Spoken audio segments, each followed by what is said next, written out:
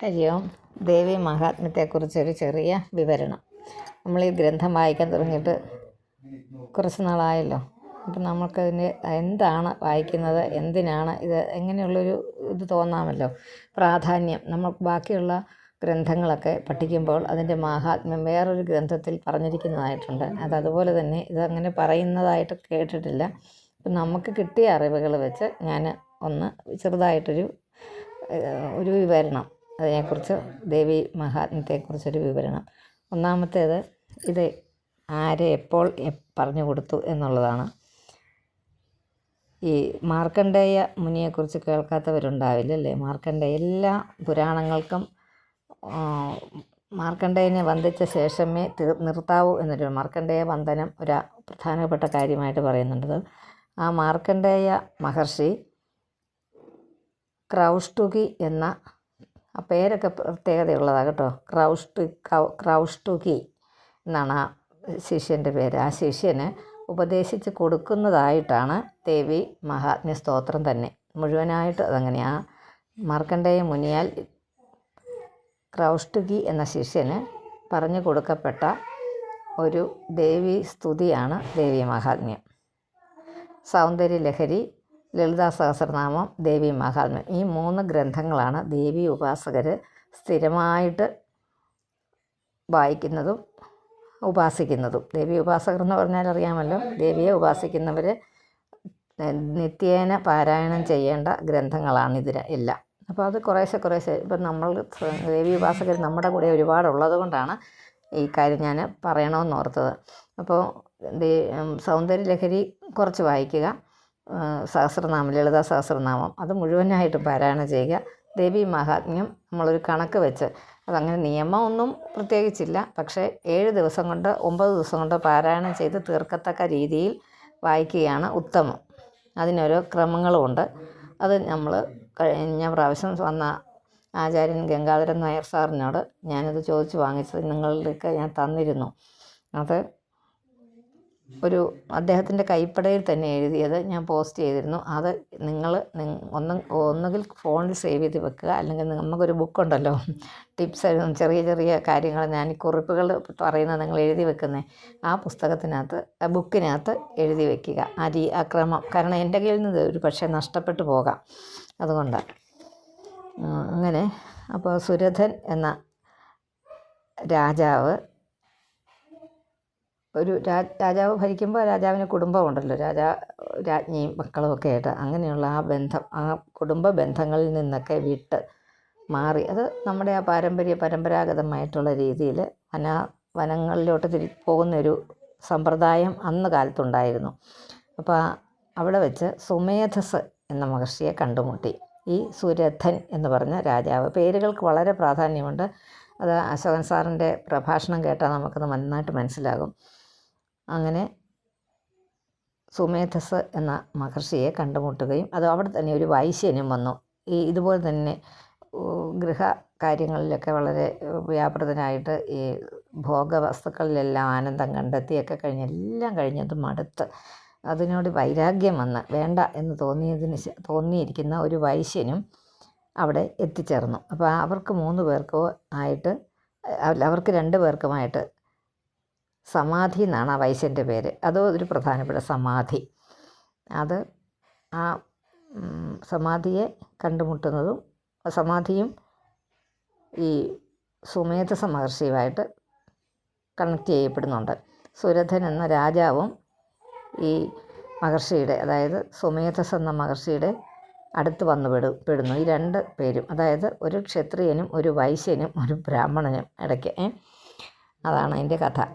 അങ്ങനെയാണ് ആ ദേവി അവരെ സമാധാനം, അവരുടെ ആ ദുഃഖത്തിൽ നിന്ന് അവർക്ക് ഒന്നിലും ഉറച്ചു നിൽക്കാൻ പറ്റാത്തൊരവസ്ഥയിലാണ് ഈ സുമേധസിൻ്റെ കയ്യിൽ ഇവരെ കിട്ടുന്നത്, ഈ വൈശ്യനെയും ഈ രാജാവിനെയും കിട്ടുന്നത്.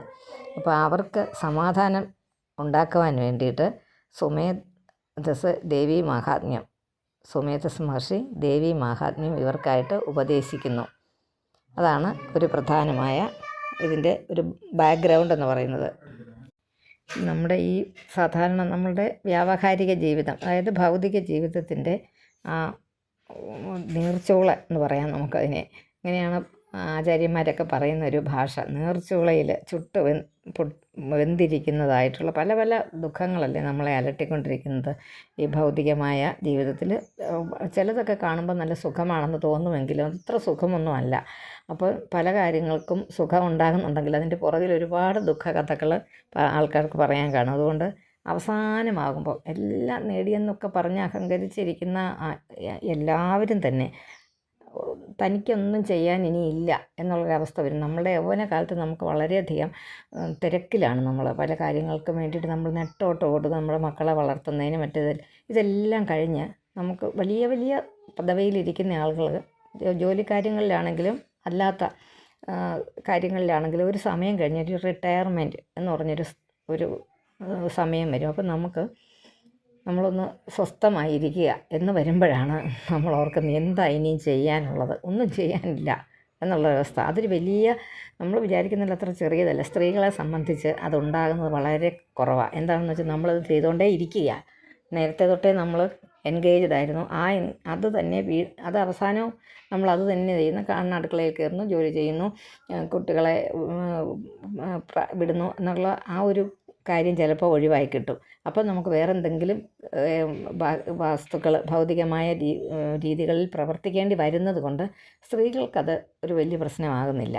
പക്ഷേ പുരുഷന്മാരെ സംബന്ധിച്ച് ഞാൻ ശരിക്കും ഞാൻ എൻ്റെ അനുഭവങ്ങൾ ഒരുപാട് പേരുടെ കേട്ടതുകൊണ്ട് അവർ നിഷ്ക്രിയരായിട്ടിരിക്കുന്ന പോലെ തോന്നും. അവർ വളരെ എൻഗേജ്ഡായിട്ട് വെളിയിൽ ആൾക്കാരുടെ ഇടയിൽ പ്രവർത്തിച്ചു കൊണ്ടിരുന്നവർക്ക് പെട്ടെന്നൊരു സുപ്രഭാതത്തിൽ ഒന്നുമില്ലാതെ ഒരവസ്ഥ വന്ന് കഴിയുമ്പോൾ അവർ എന്ത് ചെയ്യണമെന്നറിയാൻ പറ്റാതെ. അപ്പോൾ അത് ഒരു കാരണം. അതുപോലത്തെ പല പല രീതികളിലുള്ള പിന്നെ രോഗങ്ങൾ കൊണ്ടുള്ള ബുദ്ധിമുട്ട് വരുന്നവർ, സാമ്പത്തികമായിട്ടുള്ള ബുദ്ധിമുട്ട് വരുന്നവർ, രോഗങ്ങൾ, അത് വലിയൊരു പ്രശ്നമാണ്. അങ്ങനത്തെ ഉള്ളത് അതൊക്കെ നമുക്കൊരു പ്രായം കഴിയുമ്പോഴാണ് അതെല്ലാം സ്റ്റാർട്ട് ചെയ്യുന്നത്. അപ്പോൾ അങ്ങനെയുള്ള ഒരു സമയത്ത് എല്ലാവരും അവസാനം എത്തുന്നത് എവിടെയാണ്? ഒന്നും ചെറുപ്പകാലങ്ങളിലൊന്നും ചിന്തിച്ചിട്ടേ ഇല്ലാത്തവരവസാനം ഈശ്വരൻ തന്നെയാണ് ഇത് നമുക്ക് ആശ്രയമാണ്. അതാണ് ഭാഗവതത്തിലും പറയുന്ന ഏറ്റവും അവസാനം ആശ്രയം. അത് ആ ഭഗവാന്റെ അടുത്താണ്, ഈശ്വരൻ്റെ അടുത്താണ് എന്നുള്ളത് വരുന്ന ആ സമയമല്ലേ. അങ്ങനെയൊരു സമയം ഉണ്ടാകിക്കഴിയുമ്പോൾ എങ്ങനെ അവിടെയോട്ട് എത്തുമെന്ന് എത്തും പിടിയില്ലാത്തവരുണ്ട്. ഭഗവാന്റെ അടുക്കളോട്ട് ഇതുവരെ പോയിട്ടില്ല. ക്ഷേത്ര ദർശനങ്ങൾ നടത്തുന്നതല്ലാതെ നമ്മൾ അടുത്തറിയാൻ, ഭഗവാൻ എന്താണെന്ന് അടുത്തറിയാൻ നമ്മൾ ശ്രമിച്ചിട്ടില്ലാത്തതുകൊണ്ട് അവർക്കൊരു ലക്ഷ്യബോധമില്ല. അപ്പോൾ ആ ലക്ഷ്യത്തിലേക്ക് എത്താൻ പല മാർഗങ്ങളുണ്ട്. അത് ഭഗവത്ഗീതയെ നമ്മൾ പഠിക്കുന്നതാണ്. കർമ്മയോഗം, ജ്ഞാനയോഗം, ക്രിയായോഗം, അങ്ങനത്തെ ഒരുപാട് കാര്യങ്ങൾ.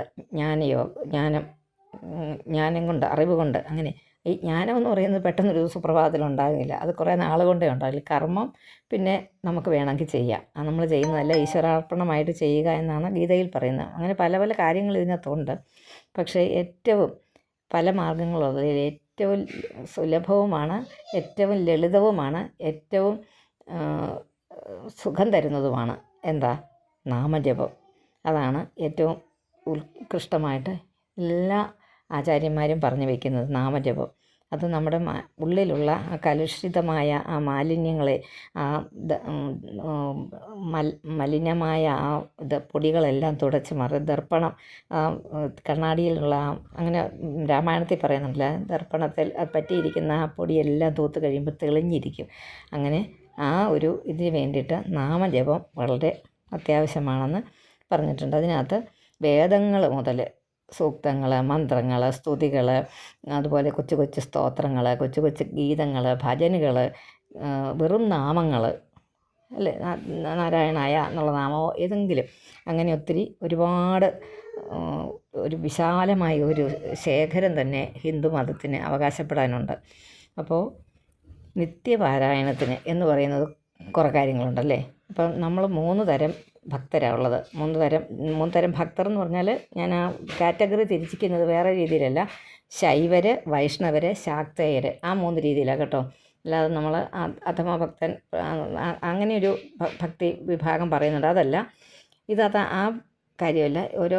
ഓരോ ഉപാസനാ മൂർത്തികളുടെ ഭേദമാണ് ഞാൻ പറഞ്ഞത്. 3 മൂർത്തികൾ പ്രധാനമായിട്ട് നമ്മൾ ആചരിക്കുന്നത് ശൈവര്, വൈഷ്ണവര്, ശാക്തേയർ. അപ്പോൾ അവർക്കൊക്കെ ഓരോരുത്തർക്കും ഓരോ രീതിയിലുള്ള സ്തോത്രങ്ങൾ ഇഷ്ടവും പോലെ നമ്മളുടെ ഹിന്ദു മിത്തോളജിയിലുണ്ട്. ഹിന്ദുക്കളുടെ ഇതായിട്ട്. അതുകൊണ്ടാണല്ലോ നമുക്ക് ഉത്തരം പറയാൻ പലതിനും ബുദ്ധിമുട്ടുന്നത്. നമുക്കൊരു വേദം ഗ്രന്ഥമേ ഉണ്ടായിരുന്നുള്ളെങ്കിൽ അത് മാത്രം നമ്മൾ പഠിച്ച് അതിനെക്കുറിച്ച് പറഞ്ഞ് അതിനെ ആധാരമാക്കി എന്തെങ്കിലുമൊക്കെ ചെയ്താൽ മതിയായിരുന്നു. ഇപ്പോൾ അത് പക്ഷേ പറ്റില്ല. എന്താ, നമുക്കൊരുപാട് ഗ്രന്ഥങ്ങളുണ്ട്. ഒരു മനുഷ്യായുസ് കൊണ്ട് പഠിച്ച് തീർക്കാനോ വായിച്ച് തീർക്കാൻ പോലും പറ്റാത്തതായിട്ടുള്ള ഗ്രന്ഥങ്ങൾ നമ്മുടെ പൗരാണികരായിട്ടുള്ള ഈ മുനീശ്വരന്മാർ എഴുതി വെച്ചിട്ടുണ്ട്. അതിനകത്ത് കുറച്ച് ഭാഗങ്ങൾ അവിടുന്ന് ഇവിടുന്നുമൊക്കെ കൂടെ ചേർത്തതും പിന്നെ വലിയ പണ്ഡിതന്മാരായിട്ടുള്ളവർ അതെല്ലാം കൂടെ കാച്ചിക്കുറുക്കി കുഞ്ഞു കുഞ്ഞായിട്ട് പുസ്തക രൂപത്തിൽ എഴുതിയതും ഒക്കെ നമ്മുടെ കിട്ടിയിട്ടുണ്ട്. ഭാഗവതമൊക്കെ അങ്ങനത്തെ വേദങ്ങളിനകത്തും ഉപനിഷത്തുകളിൽ നിന്നും ഒക്കെ ഉള്ളതാണ് അത്. മഹാഭാരതത്തിലെ ഒരു കാച്ചിക്കുറുക്കിയ ഒരിതാണ്, ഒരു ഭാഗം വെറുതെ അടർത്തിയെടുത്തൊരു ഭാഗമാണ് 700 ശ്ലോകങ്ങളുള്ള ഭഗവത്ഗീത. അങ്ങനെ വരുമ്പോൾ എല്ലാ വിഭാഗങ്ങൾക്കും അങ്ങനെ കാച്ചിക്കുറുക്കിയ ചില സാധനങ്ങളുണ്ട്. അങ്ങനെ ശാക്തേയർ എന്ന് പറഞ്ഞാൽ ദേവി ഉപാസകരാണ്. ആ ദേവി ഉപാസകർക്ക് വേണ്ടിയിട്ട് ദേവതാസങ്കല്പങ്ങൾ പലതുണ്ടെങ്കിൽ ഈ ദേവീ സങ്കല്പം ഒരുപാട് പഴയതാണെന്നാണ് പറയുന്നത്. ഏറ്റവും പ്രാചീനമായ ദൈവസങ്കല്പത്തിൽ, ഈശ്വര സങ്കല്പത്തിൽ ഏറ്റവും പ്രാചീനമായത് ദേവീ സങ്കല്പമാണ്. എല്ലാ ഗ്രന്ഥങ്ങളിൽ നമുക്ക് വായിക്കുമ്പോൾ ദേവീ പൂജയ്ക്ക് ഒരുങ്ങിയതായിട്ട് പറയുന്നുണ്ടല്ലേ. ഭാഗവതത്തിലൊക്കെ പറയുന്നുണ്ട് കാർത്യായനി പൂജയ്ക്കായിട്ട് രുക്മിണി പോകുന്ന കാര്യം. അപ്പോൾ അവിടെ ഒരു കാർത്യായനി ക്ഷേത്രമുണ്ടായിരുന്നു. അവിടെ ക്ഷേത്ര ദർശനത്തിന് പോകുമ്പോൾ കൃഷ്ണനോട് പറയുന്നത് എന്നെ അവിടെ നിന്ന് അങ്ങ് കൂട്ടിക്കൊണ്ട് പോകാൻ. അപ്പോൾ അന്നേ അതിനും അത്രയോ മുമ്പ് തന്നെ ആ കൃഷ്ണഭക്തിയുടെ ആ ഒരു കാലഘട്ടത്തിനും മുമ്പ് തന്നെ ഉള്ളതാണ് ദേവീ സങ്കല്പം. അതാണ് ഭാരതീയ സംസ്കാരത്തിൽപ്പെട്ടതാണ് ദേവീ സങ്കല്പം. അങ്ങനെ ബ്രഹ്മം എന്ന് പറയുന്നത് കാണാൻ പറ്റാത്തതാണ്. അതിൽ നിന്ന് ഉണ്ടായതാ ആ ശക്തി തിരിച്ചറിഞ്ഞ നമ്മുടെ ആചാര്യന്മാർ അതിനെ ഒരു പ്രപഞ്ച ശക്തിയായിട്ട് കണ്ടു, പ്രകൃതിയായിട്ട് കണ്ടു, പ്രപഞ്ച ശക്തിയായിട്ട്, ആ ശക്തി സ്വരൂപിണിയായിട്ട് അതിനെ ഒരു സ്ത്രീലിംഗമാക്കി മാറ്റി. അതായത് എന്തിനും ഏത് നമുക്ക് രൂപമില്ലാത്തതിനെ ഒന്നിനെ ബ്രഹ്മം, രൂപമില്ലാത്ത ഒന്നാണല്ലോ ബ്രഹ്മം, ആ ബ്രഹ്മത്തിന് ഒരു രൂപം കൊടുത്തു. ആദ്യമേ ആചാര്യന്മാർ കൊടുത്തത് ശക്തിയാണ്. ആ ശക്തി എന്ന് പറയുന്നതിനെ ഒരു സ്ത്രീയായിട്ട് തന്നെയാണ് സങ്കല്പിച്ചത്. അതെന്താണ് വൈരുദ്ധ്യം എന്ന് നമുക്കെപ്പോഴും മനസ്സിലാവില്ല. അങ്ങനെയൊരു കാരണമുണ്ട്. അത് ശക്തി സ്വരൂപിണി എന്നല്ലേ നമ്മൾ പറയുന്നത്, ശക്തി സ്വരൂപിണിയാണ്. അതാണ് ശാക്തേയർ എന്നുള്ള വാക്ക് ദേവി ഉപാസകർക്ക് വന്നത്. അത് ഓരോരുത്തർക്കും ഓരോ സന്ദർഭങ്ങൾ ഉണ്ടായപ്പോൾ, ഓരോ ബുദ്ധിമുട്ടുകൾ കാര്യങ്ങളുണ്ടായപ്പോൾ ഋഷിമാർ തന്നെ തരംതിരിച്ച് വെച്ചതാണ് കർമ്മനിമിത്ത പ്രകാരം ഓരോ കർമ്മങ്ങൾക്ക് അതിൻ്റെ കാരണമായ കാര്യം, അതുകൊണ്ട് ആ കാരണമായ ആ പ്രവൃത്തി കൊണ്ട് ഓരോ പേരുകളിൽ ഓരോ പേരുകളിൽ ദേവി അറിയപ്പെടുന്നു.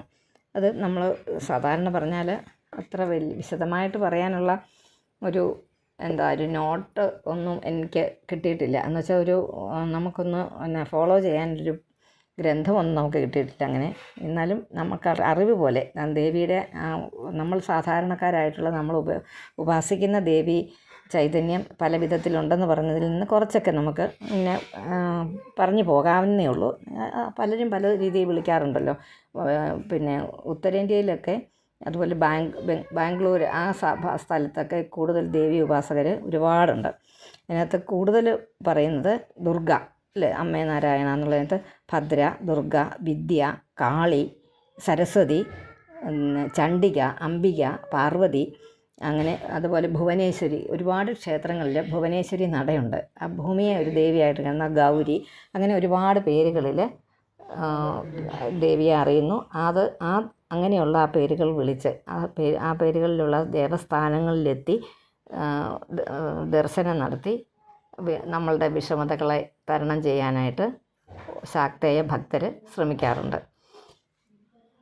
ഈ ഉപാസിക്കുന്നത് എന്ന് പറയുമ്പോൾ അതിനൊരു ഗ്രന്ഥം, എന്തെങ്കിലും ഒരു പ്രധാനപ്പെട്ട ഗ്രന്ഥം വേണം. കൃഷ്ണഭക്തർക്ക് ഭാഗവതം പ്രധാനമാണ്. അത് അങ്ങനെ ഓരോ രീതിയിലുള്ളതുണ്ടല്ലോ. കൃഷ്ണഭക്തരൊക്കെ ഒന്ന് തന്നെ. വൈഷ്ണവർ എന്ന് പറയുന്നത് പിന്നെ ശൈവ കൾട്ടിനകത്ത് ശിവപുരാണം ഒരു പ്രധാനപ്പെട്ട കാര്യമാണ്. അങ്ങനെ ഓരോന്നുണ്ട്. അതുപോലെ ഈ ദേവിയുടെ ദേവീ ഭക്തരായിട്ടുള്ളവർക്ക് ഏറ്റവും പ്രാധാന്യമുള്ളതാണ് ദേവീ ഭാഗവതവും ദേവീ മാഹാത്മ്യവും. ദേവീ ഭാഗവതം എന്ന് പറയുന്നത് പ്രായേണ അടുത്ത കാലത്തുണ്ടായതാണ്. ഭാഗവതമൊക്കെ കഴിഞ്ഞ് വന്ന, കാരണം അതിൻ്റെ രചനാശൈലി അങ്ങനെ ആയതുകൊണ്ട് തന്നെ നമുക്ക് മനസ്സിലാക്കാം ഒരുപാട് പഴക്കമൊന്നും ആ പുരാണത്തിനില്ല. പക്ഷേ ദേവി മാഹാത്മ്യം അങ്ങനെയല്ല. ദേവി മാഹാത്മ്യം വളരെ പുരാതനമായ ഒരു സൃഷ്ടിയാണ്. അത് മാർക്കണ്ഡേയനാൽ രചിക്കപ്പെട്ടതെന്ന് പറഞ്ഞപ്പോൾ തന്നെ നമുക്കതിൻ്റെ പഴക്കം മനസ്സിലാക്കാം. അപ്പോൾ അങ്ങനെ ആ ദേവിയുടെ മാഹാത്മ്യത്തെ ഈ സുമേധസ് എന്ന് പറഞ്ഞ മഹർഷി, ഇവർക്ക് 2 പേർക്കുമായിട്ട്, ഈ സുരഥനും പിന്നെ മറ്റേ സമാധിക്ക് വേണ്ടിയിട്ട്, സമാധി എന്ന വൈശ്യന് അവർക്ക് 2 പേർക്കുമായിട്ട് ഉപദേശിക്കുന്നതാണ്. അപ്പം അത് അവരെ അടുപ്പിക്കുന്നുണ്ട്, ദേവിയിലേക്ക് അടുപ്പിക്കുന്നുണ്ട്. അപ്പം അത് ഈ ഗ്രന്ഥം 13 അധ്യായങ്ങളിലാണ് രചിച്ചിരിക്കുന്നത്. അത് ചിട്ടപ്പെടുത്തിയിരിക്കുന്നത്. 1-ാം അധ്യായത്തിൽ പറയുന്നത് മധുകൈടഭന്മാരെ വധിക്കുന്നതിനായിട്ട് വിഷ്ണുവിൽ നിന്ന് അവതരിച്ച, വിഷ്ണുവിൽ നിന്ന് അവതരിച്ച ദേവിയുടെ കഥയാണ് പറയുന്നത്. അതുപോലെ ശിവനിൽ നിന്ന് അവതരിച്ച ദേവിയുണ്ട്. അപ്പോൾ അതുകൊണ്ടാണ് ഞാൻ പറഞ്ഞത്, കണക്ട് ചെയ്ത് എല്ലാത്തിൻ്റെയും മൂലസ്ഥാനം ദേവിയാണെന്ന് ഇതിനകത്ത് പറഞ്ഞു വയ്ക്കുന്നത്. ആദ്യത്തെ പൂജാ രീതിയും ശക്തി സ്വരൂപിണിയെ പൂജിക്കുക എന്നോ ആയിരുന്നു നമ്മൾ ആദ്യം ചെയ്തിരുന്ന, നമ്മുടെ പൗരാണികരായിട്ടുള്ള ആര്യന്മാരായിട്ടുള്ള നമ്മളുടെ പൂർവികർ ചെയ്തിരുന്നത് ആദ്യമേ ശക്തി പൂജയായിരുന്നു എന്നാണ് ചരിത്രത്തിലും പറയുന്നത്, നമ്മളുടെ പുരാണ ഗ്രന്ഥങ്ങളിലും അത് പറയുന്നുണ്ട്.